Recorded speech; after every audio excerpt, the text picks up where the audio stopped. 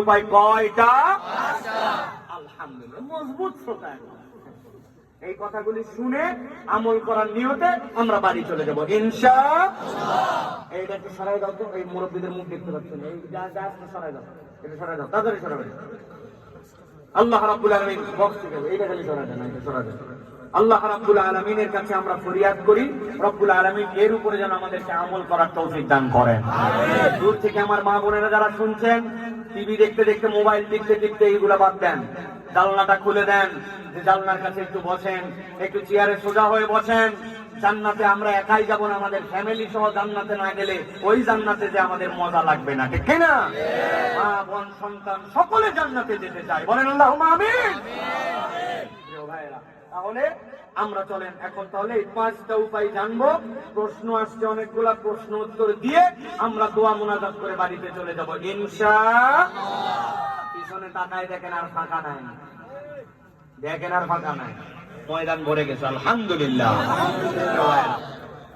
তাহলে ক্ষমা লাভের 1 নম্বর উপায় হচ্ছে আল্লাহ এবং তার রাসূলের বর্ণিত পদ্ধতি অনুযায়ী ঈমান এবং নেক আমল। 1 নম্বর তাহলে ক্ষমা লাভের উপায় কি? ঈমান ও নেক আমল। বলেন ঈমান, নেক আমল। মুরব্বিরা না, শুধু ছোটরা বলবে, যারা ইয়াং তরুণ না, মুরব্বিরা কোনো কথা বলবেন না। 1 নম্বর উপায় হচ্ছে ঈমান, নেক আমল। নেক আমল, বলেন ঈমান, নেক আমল। আল্লাহ রাব্বুল আলামিন কুরআনুল কারীমের 48 নম্বর সূরা ফাত এর 29 নম্বর আয়াতের মধ্যে বলছেন, ওয়া'আদাল্লাহুল্লাযীনা আমানু ওয়া আমিলুস সালিহাতি মিনহুম মাগফিরাতাও ওয়া আজরান আযীমা। আল্লাহ বলছেন, ও দুনিয়ার মানুষ, ভালো করে আগে আপনারা বুঝেন। আপনি বাজারে চলে গেছেন, বাজারে যাওয়ার পরে আপনার ছোট সন্তান আপনার কাছে মায়ের মোবাইল দিয়ে ফোন করছে, আব্বা বাড়িতে আসার সময় আমার জন্য চিপস নিয়ে আসবেন, আমার জন্য একটা ললিপপ নিয়ে আসবেন, আমার জন্য খেলনা কিনে নিয়ে আসবেন। অনেক সময় বাজারের তালে আপনি কথা ভুলে গেছেন, সন্তানকে বলছেন নিয়ে আসবো ইনশাআল্লাহ, ওয়াদা করছেন কিন্তু আনতে মনে নাই। এরকম হয় কিনা ভাই? অনেক সময় স্ত্রীকে বলছি আগামীতে বেতন পাই তোমার জন্য একটা সুন্দর শাড়ি কিনে দিব, কত বেতন পাওয়া হলো, শাড়ি কিনে দেওয়া হয়তো হয় নাই, ওয়াদা ভুলে গেছেন। আপনার আমার ওয়াদা এরকম রাখতেও পারি, আবার মাঝে মাঝে ভুলেও যায়, এরকম হয়। কিন্তু আল্লাহ বলতেছেন ওয়া'আদাল্লাহু, আল্লাহ নিজেই ওয়াদা করতেছেন, আল্লাহর ওয়াদা করা লাগে না।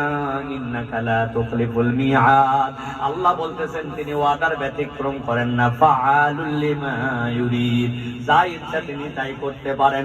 সেই আল্লাহ বলছেন ওয়া'আদাল্লাহু, আল্লাহ নিজেই ওয়াদা করতেছেন বান্দার সাথে। কোন বান্দা?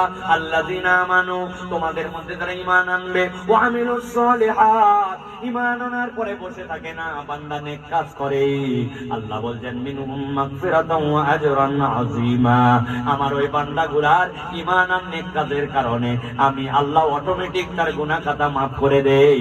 আর কেবল গুনাহ খাতাই maaf করি না, আমার বান্দার এই 2 আমলের বিনিময়ে তাকে জান্নাতে ঢুকায়া আমি আল্লাহ তার সাথে দিদার দিব। এখন জিজ্ঞাসা হচ্ছে, হুজুর ইন্নাল্লাযীনা আমানু ওয়া আমিলুস সালিহাত, সারা জীবনে এই কথা শুনছি, ঈমান না হয় বুঝলাম, আমলে সালেহ কাকে বলে জানার দরকার কিনা ভাই? অনেকে বলছে হুজুর রাখেন, জানা আছে আমার, নামাজ, রোজা, হজ, যাকাত। ওইটা আমাদের অলিপুরি ভাই একটু আগে ওয়াজ করে গেছেন, বাদ মাগরিবের পর আমি শুয়ে শুনতেছিলাম, অসাধারণ বয়ান করেছে উনি। এইখানে ওই কথাগুলি বলেছেন, বুনিয়াল ইসলাম ওয়ালা খামসিন, ইসলামের বেনা হচ্ছে 5টা, বলছে কিনা ভাই? আপনি চিন্তা করছেন হুজুর জানা আছে, নামাজ, রোজা, হজ, যাকাত এগুলাই আমাদের জন্য অনেক কাজ। আমি আজকে আপনার কাছে জানাই দিতে চাই, নামাজ, রোজা, হজ, যাকাত এগুলো একটাও নেক কাজ না।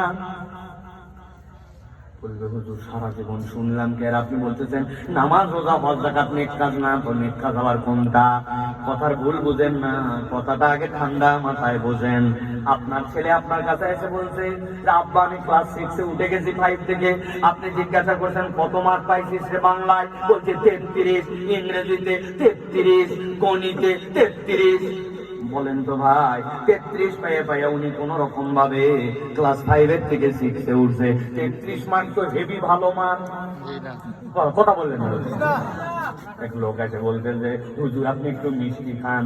আমি বললাম এত লোকের সামনে আমি মিষ্টি খাইতে পারবো না, মিষ্টি খালে সবাই খাওয়া লাগবে, নাহলে এত লোকের সামনে মিষ্টি কেমনে খাই? বলে হুজুর না হুজুর আমি নিয়ত করছিলাম আপনাকে মিষ্টি খাওয়াবো, একটু মিষ্টি খান। আমি বললাম বিরাট ঝামেলা তো, বলতেছি এত লোকের সামনে মিষ্টি খাওয়া যাবে না। আচ্ছা ভাই মিষ্টি এত জোরাজোরি করে আমাকে খাওয়াতে যাচ্ছেন, কেন মিষ্টি খাওয়াতে চান? বলছে হুজুর আর বলেন না, আমার আনন্দের শেষ নাই, আমার বাচ্চা এবার 33 পেয়ে পাস করছে। আপনি কি বলবেন? বেটাও যেরকম পাগলা, বাপ ওরকম পাগলা, ঠিক কিনা? ব্যাক করবো টাকা 33 সালে কেউ মিষ্টি খাওয়াতে আসে নাকি? তুই তো কোন রকম নাকের গোড়াতে পাস করে গেছে, ঠিক কিনা? এত ভূমিকা দিলাম মনে রাখার জন্য। নামাজ রোজা হজ যাকাত ভালো কাজ, কিন্তু ইসলামের এটা 33 মার। যার আমল নামার সাথে নামাজ নাই, রোজা নাই, হজ ফরজ হয়েছে হজ নাই, জাকাত ফরজ হয়েছে জাকাত নাই, ওই ব্যক্তির আমল নামায় 33 নাই। আপনার ফাঁকা দাবি, ফাঁকা বলিতে আপনি ইসলামের মধ্যে থাকতে পারবেন না। তাহলে যেই কাজ না করলে আপনার 5 মার্কই থাকে না, ওইটা কি খুব ভালো কাজ? কাজ ভালো, কিন্তু ওইটা একমাত্র ভালো কাজ নয়। আমাদের অনেক যুবক এখন বের হয়েছে, বাপ রে স্মার্টের স্মার্ট, মুখ খুলে বলে নামাজ না পড়ি কিন্তু ঈমান ঠিক আছে। আছে না? 1 নম্বরের টাউট এইটা, 6 নম্বর? 1 নম্বর। আমি আপনার কাছে আজকে একটা বার্তা দিয়ে যাই, ঝামেলায় কিন্তু পড়ে যাবেন আপনারা। যদি সাহস দেন তাহলে বলবো, ঝামেলায় পড়বেন কিন্তু বললাম আগে বলবো। এই গল্পটা আপনারা প্রত্যেকেই